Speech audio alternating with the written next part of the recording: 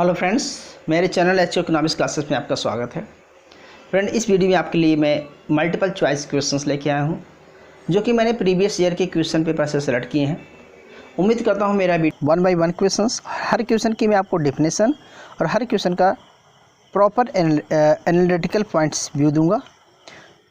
First question friends, a demand curve which is the parallel to horizontal axis. अगर parallel और horizontal axis होता है तो showing the quality has in price elastic equal to क्या होगा। तो आपको फ्रेंड पता है कि अगर हम बात करें दैट इज परफेक्ट कंपटीशन की, तो आपको पता है कि ए आर प्राइस यहाँ पर होता है, तो ये ए आर और एम आर होता है यहाँ पर, यानी कि डिमांड कर्व होता है। तो जब पैरेलल परफेक्ट कंपटीशन में डिमांड कर्व पैरेलल होता है यानी कि हॉरिजॉन्टल होता है, उस वजह से price equal to A R equal to M R होता है।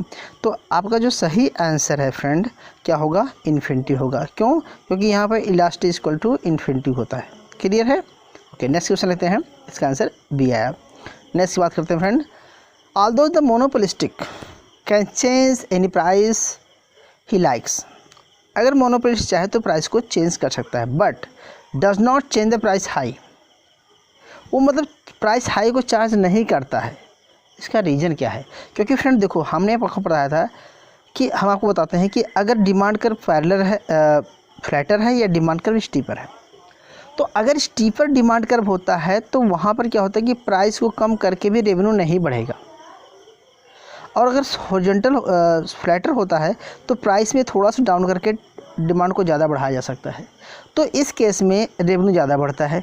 अगर मोनोपोलिस्टिक मार्केट में जो डिमांड कर्व होता है ए आर इस तरह से होता है, तो इस केस में प्राइस को हाई नहीं रखेगा। प्राइस को हाई रखेगा तो सेल कम होगी, तो रेवेन्यू उसका कम हो जाएगा।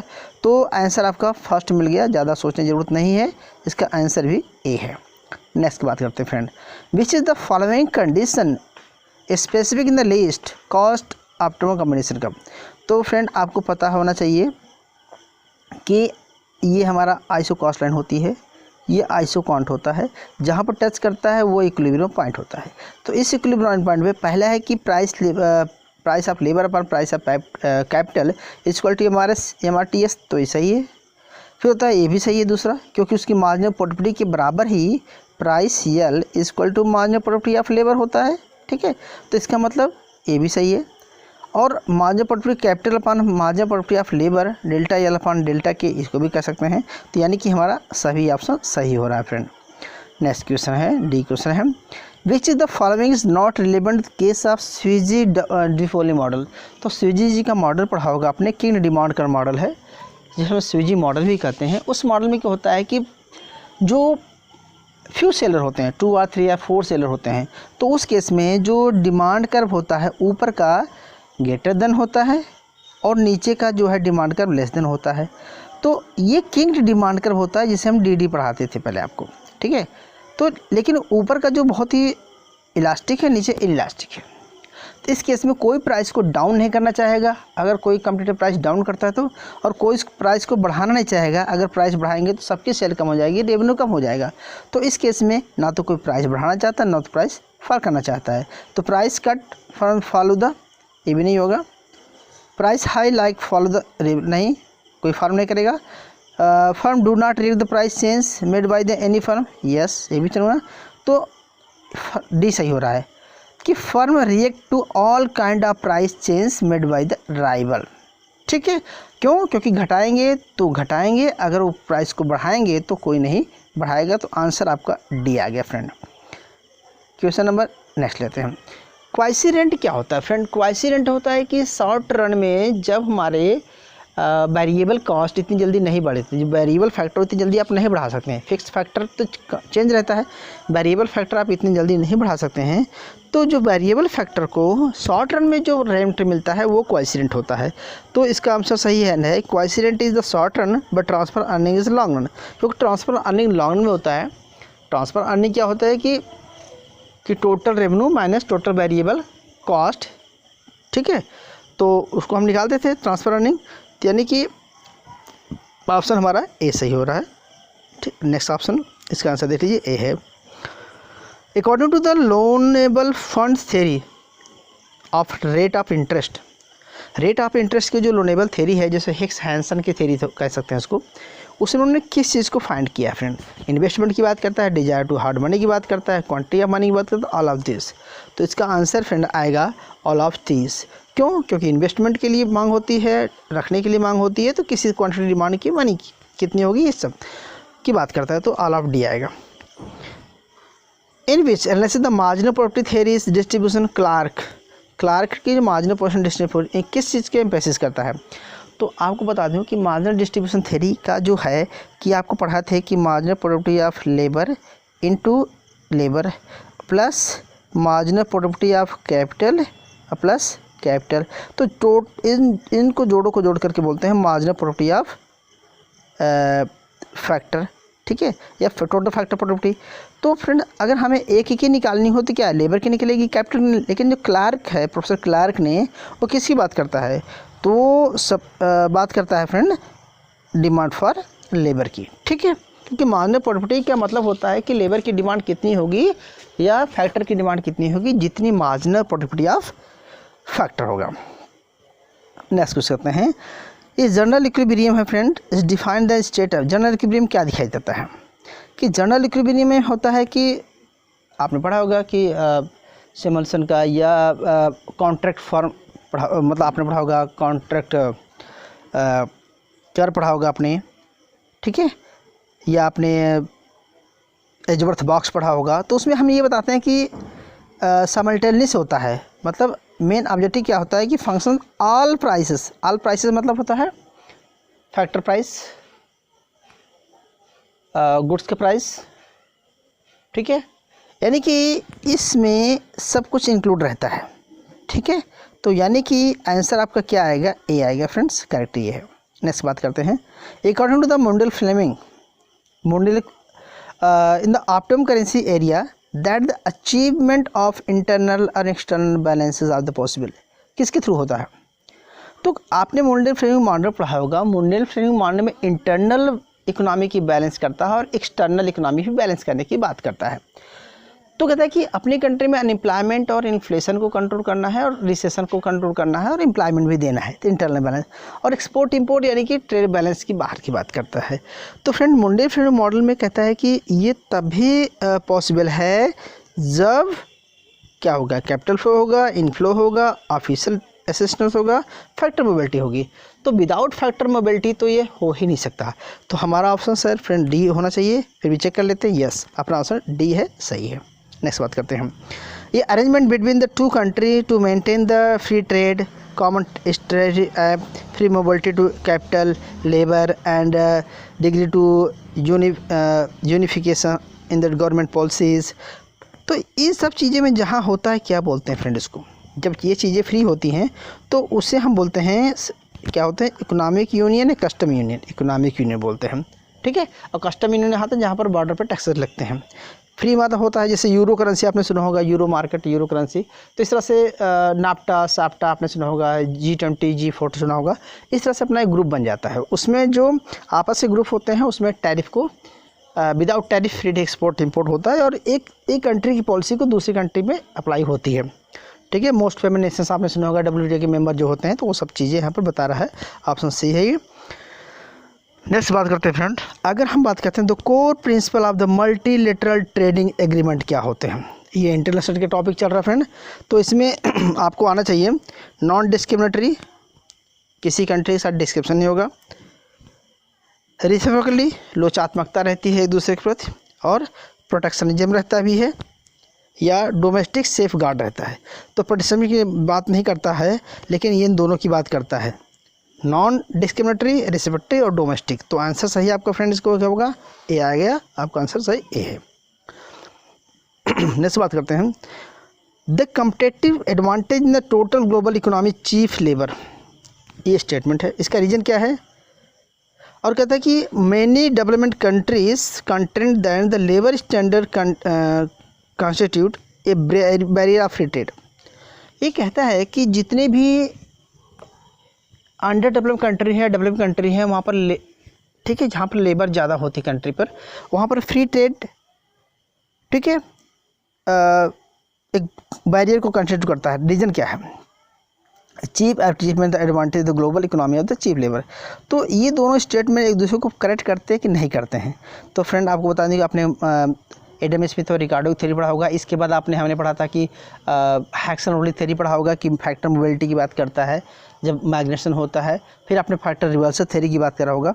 तो ये सारी थ्योरी का कंक्लूजन यही कहता है फ्रेंड कि इसका जो आंसर आएगा ये बी आएगा कि बोथ आर ट्रू है, लेकिन एक दूसरे हैं और R is the correct explanation है। देखो रीज़न क्या है कि देयर कंपैरेटिव एडवांटेज है। जिस कंट्री में चीप लेबर है उसके यहाँ रॉ मटेरियल भी चीप हो, ठीक है, उसको प्रोडक्टिविटी कॉस्ट कम होगी, उसका प्रोडक्शन ज़्यादा होगा, एक्सपोर्ट करेगा वो।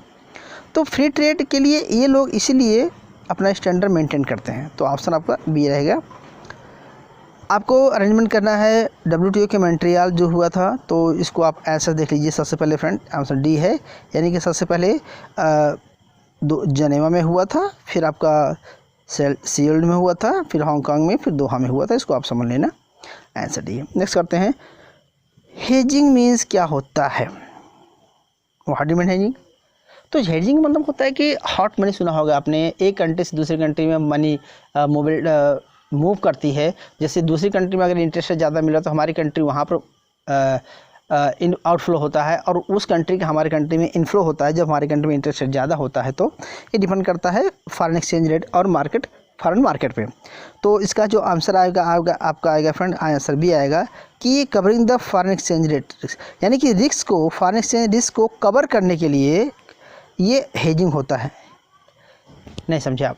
मैं ये कहना चाहता हूँ कि सपोज दैट हमारे पास फॉरेन करेंसी है, तो जहाँ जिस करेंसी हमारे कंट्री का रेट ज़्यादा होगा वहाँ पर अपनी करेंसी को हम बेच देंगे, ठीक है, बस इतना होता है। तो रिस्क को हम मेंटेन करते हैं। नेक्स्ट क्वेश्चन है, which is term unit of the SDR which originally dominated? SDR कहाँ से आया भैया? Special drive rights unit term जो है डिमोनेटेड हुआ है, तो सीधी सी बात है ये पाउंड और स्टेलिंग से हुआ है फ्रेंड। आंसर आपका सी है। नेक्स्ट बात करते हैं, विच is the following an adverse effect of the euro currency market? Euro currency market में एडवर्स क्या डालेगा? इसका आंसर फ्रेंड्स बी है कि decrease the world nominal money supply. देखो सीधी सी बात है कि हर कंट्री में अगर मनी की सप्लाई ग्रोथ हो जाएगी, ध्यान समझना, अगर हमारी कंट्री में, किसी कंट्री में अगर मनी की सप्लाई बढ़ जाती है तो उस कंट्री में जो है रियल मनी बैलेंस कम हो जाता है, ठीक है। लेकिन इंटरेस्ट रेट क्या होता है कि फॉल हो जाता है। इंटरेस्ट रेट फॉल होते क्या होता है कि हमारी कंट्री का जो पैसा होता है दूसरी कंट्री में मूव करता है, क्योंकि उसको ज़्यादा एडवांटेज मिलता है। तो इससे क्या होगा कि हमारी कंट्री से आउटफ्लो होना शुरू हो जाता है, तो हमारा ट्रेड बैलेंस से डिफिसिट हो जाता है। जब ट्रेड बैलेंस से डिफिसिट हो जाता है, उसको करने के लिए गवर्नमेंट को monetary policy, physical policy adopt करनी पड़ती है। हम ज़्यादा डिप नहीं जाते हैं, सिर्फ आपको बताना चाहते हैं कि decrease the world nominal money में अगर ऐसा होगा तो आगे होगा। Employment guarantee scheme first was introduce, आपको पता है फ्रेंड्स, ये महाराष्ट्र से स्टार्ट हुई थी शायद, ठीक है। ओके, नेक्स्ट क्वेश्चन बढ़ते हैं। लोकेशन थ्योरी के बारे में पढ़ा होगा। वेबर का लोकेशन थ्योरी कहता है कि एक कंट्री का जो इंडस्ट्री वहाँ पे लोकेट होगी जहाँ पर चीप लेबर होगी और चीप ट्रांसपोर्टेशन होगा, और उसके सेंटर की बात करता है, ठीक है। तो सैडल, उसका जो सैडल पॉइंट है, मतलब सैडल क्या बोलते हैं उसको, जहाँ पर ट्रायंगल पॉइंट होता है वहाँ पर लेता है। तो इसमें उसकी जो मेन कॉस्ट थी वो फ्रेंड थी सी, यानी कि 1 और 3, फर्स्ट ट्रांसपोर्टेशन कॉस्ट और लेबर कॉस्ट। क्योंकि मान के चलो अगर ऐसा बनाता है फ्रेंड, ठीक है, ये ट्राइपोल था, तो वो बोलता है कि अगर यहाँ पर लेबर है, यहाँ पर कैपिटल है, तो प्रोडक्शन यहाँ होना चाहिए और एक्सपोर्ट यहाँ जाना चाहिए, ठीक है। तो ये वेबर्स की थ्योरी थी, अच्छे से डिटेल आप पढ़ लेना। Which is below the statement, one statement है, India public sector help the development sound industrial area. देखो इंडस्ट्री, जो इंडिया का जो पब्लिक सेक्टर है वो डेवलप करता है इंडस्ट्रियल बेस से, ठीक है। Public sector is under the state control, ठीक है। The role of the state is formation appreciate policy and providing the financial other has help the other country. तो इसका आंसर क्या आएगा फ्रेंड कि ए करेक्ट है, आर रॉन्ग है। तो मेरे हिसाब से ए और बात दोनों सही हैं, क्योंकि देखो पब्लिक सेक्टर गवर्नमेंट के अंडर में है ही है, और वो इंडस्ट्रियल बेस तैयार करते हैं। किसी कंट्री का इंडस्ट्री जो है वहाँ कंट्री के सेंट्रल गवर्नमेंट की पब्लिक फाइनेंस पे डिपेंड करता है, पब्लिक सेक्टर पे, क्योंकि पब्लिक सेक्टर ही इन्वेस्टमेंट करता है, तो और इंडस्ट्री ऑटोमेटिक डेवलपमेंट हो जाती है, ठीक है, जो भी पॉलिसी है। तो आंसर आपका आंसर बी आ गया friends. Man force appropriate from the, man force क्या होती है, लेबर फोर्स आपने सुना होगा। तो जो एम्प्लॉई हैं जो अनएम्प्लॉय हैं दोनों को मिला करके ही हम उसको लेबर फोर्स बोलते हैं, आपको पता होगा। ठीक है, नेक्स्ट करते हैं। Effective revenue deficit has been use the first time union budget में। तो आपको पता है ये शायद 11-12 में हुआ था शायद, यस श्योर। नेक्स्ट बात करते हैं। Gross physical deficit state government is financed by. अगर स्टेट गवर्नमेंट को फाइनेंस करती है, डेफिसिट आता है, तो किसके द्वारा? Marketing burrowing, of course market से बारो करते हैं। प्रिंटिंग मनी नहीं, सिमरेज सेंट्रल गवर्नमेंट करती है। Loan from the central government, yes. External burrowing नहीं, एक्सटर्नल बारोइंग जो सेंट्रल कर सकती है। प्रिंटिंग मनी सिमरेज जिसे बोलते हैं सेंट्रल कर सकती है। तो यानी कि फर्स्ट और आपका थर्ड सही है। तो फर्स्ट और थर्ड यानी कि आपका ऑप्शन सी सही हो रहा है। देखिए चेक करते हैं, यस आपका आंसर सी है। नेक्स्ट बात करते हैं। लिस्ट है फ्रेंड्स, बहुत सिंपल दिया गया है कि एक तरफ है लिस्ट है जिसमें से बहुत सारी थेरीज़ का नाम है, जैसे canon of taxation, canon of public expenditure. ये थेरी किसने दिया हुआ है? तो आपको पता है कि कैनन का थेरी किसकी थी फ्रेंड? एडम स्मिथ की थी। ठीक है, इसको आंसर चेक करके बता देते हैं। आंसर ये है, यानी कि 2 है। तो फर्स्ट का टू एडम स्मिथ, ठीक है। सेकंड का थर्ड यानी कि फिंडले का था। ठीक है, इफेक्टिव टैक्सेशन थ्योरी फर्स्ट है यानी कि उर्सल हिक्स का था। और सबसे 4 आपका एरिक्सन का आ गया। तो ये लिस्ट थी, इसको इम्पोर्टेंट है समझ लेना। नेक्स्ट बात करते हैं फ्रेंड। इसका आंसर डी होगा, पहले बता दिया। क्यों? क्योंकि देखो आपका जो फेस स्टार्ट होता है ऐसे होता है फ्रेंड्स। तो सबसे पहले रिकवरी होती है, फिर एक्सपेंशन होता है, फिर रिसेशन होता है, फिर डिप्रेशन होता है फिर। ठीक है, तो यानी कि ये चलता है और सबसे डिप्रेशन होता है, रिकवरी होती है, रिकवरी और पीक और रिसेशन। ठीक है, तो आपका आंसर डी है। Most important character of the federation is, तो इसको बताने की जरूरत नहीं है। आंसर आपका बी है, non corresponding between the function resources and central state government के बीच में जो कि फेडरेशन होता है, जैसे ठीक है, अलग अलग फेडरेशन है जो कि स्टेट सेंट्रल गवर्नमेंट में रिलेशन रखते हैं। नेक्स्ट बोलते हैं। आपको पता है ये मैक्रो से क्वेश्चन है, मैक्रो से जो कि कंजप्शन फंक्शन दिया गया था, C equal to C plus Y है, वाई डिफ्यूजल है, सी इज प्लान कंजप्शन है। ठीक है, ये लाइफ साइकिल परमानेंट थ्योरी से क्वेश्चन है। इसका जो आंसर आएगा, इंडोजीनियस फैक्टर क्या होते हैं? तो डिस्पोजेबल इनकम जो होता है इंडोजीनियस फैक्टर होता है। आपकी इनकम आती है तो अंदर से लगता है कि हमारी कंजप्शन बढ़नी चाहिए। तो ऑप्शन आपका फ्रेंड्स ये ऑप्शन जो है सी है। ठीक है, ऑप्शन सी है। नेक्स्ट बात करते हैं। विच is the following model is business cycle generated by, business cycle किसका है? आंसर देख लीजिए, आंसर आपका हिक्स का है ये क्वेश्चन। नेक्स्ट क्वेश्चन होते हैं। ये बहुत इंपॉर्टेंट क्वेश्चन है friend. Velocity of money is state function is determined. तो velocity of money state function किसने दिया था फ्रेंड? ये मोनेट्रिस्ट ने दिया था। आपने फिशर का सुना होगा कि money supply increase 2 time, then value decrease half and price increase 2 time. ठीक है, ये सब आपने पढ़ा होगा। फिर बताया velocity of money is unstable, तो इसकी बात किया था केन्स ने, बताया कि अनस्टेबल होता है। फिर है velocity of money is constant does not depend on the income और इंटरेस्ट, तो ये क्लासिकल का हो गया। तो यानी कि ऑप्शन आपका क्या सही हो रहा है? ऑप्शन आपका सी सही हो गया। ठीक है, फर्स्ट का सेकंड, समझिए। नेक्स्ट बात करते हैं हम। ये फिलिप्स कर्व, ठीक है, ट्रेड ऑफ क्या है? सबने पढ़ा होगा कि अनएम्प्लॉयमेंट और इन्फ्लेशन रेट में ट्रेड ऑफ होता है। इन्फ्लेशन रेट हाई होती है तो अनएम्प्लॉयमेंट बहुत कम होता है, और इन्फ्लेशन बहुत कम होती है तो अनएम्प्लॉयमेंट बहुत ज़्यादा होता है। आपने पढ़ा होगा ट्रेड ऑफ इन्फ्लेशन का फिलिप्स कर्व।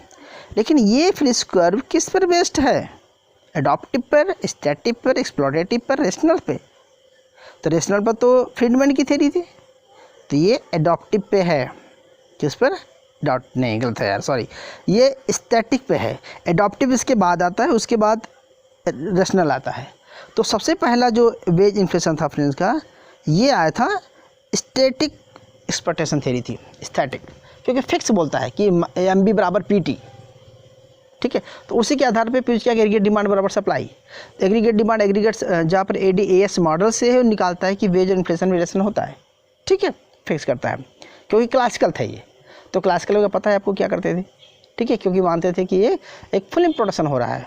ठीक है, इस केस में जो उनका था इस तरह से हो जाता था, demand curve, aggregate demand, aggregate supply, तो डिमांड कर्व, तो प्राइस ही बढ़ता जाता था।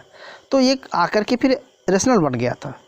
ठीक है, तो ये स्टेट बाय स्टेट है, तो पहला आपका ऑप्शन ए सही है। नेक्स्ट क्वेश्चन बात करते हैं friend, physical reform measure India's included में क्या होता है फिजिकल रिफॉर्म में, तो सबको पता है। हम आंसर देख लेते हैं फ्रेंड, इसका आंसर सही फर्स्ट है, यानी कि फर्स्ट, सेकंड और थर्ड। क्या है, टैक्स जीडीपी बढ़ाने की बात करता है, एक्सपेंडिचर मैनेजमेंट की बात करता है, रेवेन्यू डिफिसिट फिजिकल डिफिसिट की बात करता है, इंक्रीज द लिक्विडिटी मनी, ये मॉनेटरी पॉलिसी के पार्ट है ना कि फिजिकल पॉलिसी के पार्ट है, यानी कि आपका ऑप्शन ए सही है। नेक्स्ट बात करते हैं, according to the provisional feature 2011 का जो है फिगर क्या कहता है कि संक्षिप्त में कि किस स्टेट में लोवेस्ट चाइल्ड सेक्स चाइल्ड था, तो हरियाणा आपको पता है सबको, इसको बताने का आसान नहीं है।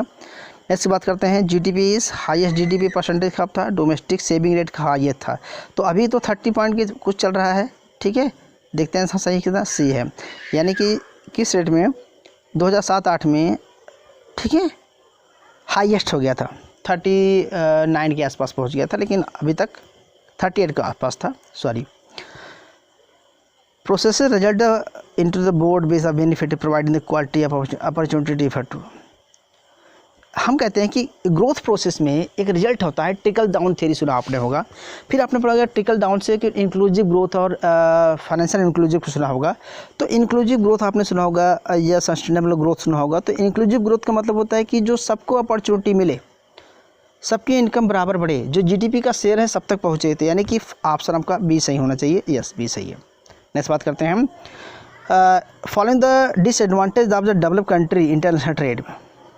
ठीक है, तो डिसएडवांटेज ऑफ इंटरनेशनल ट्रेड में आपने पढ़ा होगा कि आप फेवर में है उसके अगेंस्ट में है, तो इसका जो आंसर आपका सी है कि अगर कोई कंट्री जो प्राइमरी गुड्स का एक्सपोर्ट करती है, इंपोर्ट करती है और मैन्युफैक्चरिंग गुड को एक्सपोर्ट करती है, ठीक है, तो वो डिसएडवांटेज में रहेगा। ठीक है, क्योंकि देखो बाहर की कंट्री हमारा रॉ मटेरियल के एक्सपोर्ट करके बाहर की कंट्री से कोई चीज़ इंपोर्ट करता है, ठीक है, रॉ मटेरियल मैन्युफैक्चरिंग गुड्स को, तो वो अंडर डेवलप कंट्री ही कहलाएगा कभी। डेवलप कंट्री के लिए तो फिर वो सॉफ्टवेयर और टेक्नोलॉजी इंपोर्ट करे एक्सपोर्ट करे, तो वो चीज़ें मानी जाती हैं, यानी कि ऑप्शन सी सही है। Following the represent of the concept of the human capital, what do mean human capital, तो पता है आपको सबको फ्रेंड ह्यूमन कैपिटल क्या होती है, आंसर सी है, ह्यूमन रिसोर्सेज। ठीक है, gainfully implied the productive and activities. Human resource का मतलब यहाँ पर होता है कि जो ह्यूमन रिसोर्स मतलब जैसे लेबर है, स्किल लेबर है, अगर वो स्किल लेबर है, अगर वो प्रोडक्टिव वर्क कर रही है तब तो स्किल लेबर है, अदरवाइज गेनफुल नहीं होगी वो बहुत। ठीक है, government has taken the initiative skill India programme और सारे प्रोग्राम अडॉप्ट किया है, तो उसका फ़ायदा तभी है जब वो इम्प्लाई हो। नेक्स्ट बात करते हैं, concept the learning by doing, पता है आपको प्रोफेसर एरो का था, इंडोजीनियस ग्रोथ थ्योरी पढ़ा होगा। इंडोजीनियस ग्रोथ थ्योरी में करता है कि किसी कंट्री का जो ग्रोथ है वो इंडोजीनियस होना चाहिए, जिससे मतलब लर्निंग बाय डूइंग, करके सीखने से प्रोफेसर एरो का था सिद्धांत था। नेक्स्ट बात करते हैं, dual gap between two country field, dual gap किसे होगा, तो आपको पता है ऑप्शन डी है, ड्यूअल गैप फॉरेन एड से होगा। ड्यूअल गैप क्या होता है कि कंट्री का सेविंग इन्वेस्टमेंट गैप और फॉरेन कंट्री का एक्सपोर्ट और इंपोर्ट का गैप, उसको फिल करने के लिए फॉरेन एड बहुत ज़रूरी है।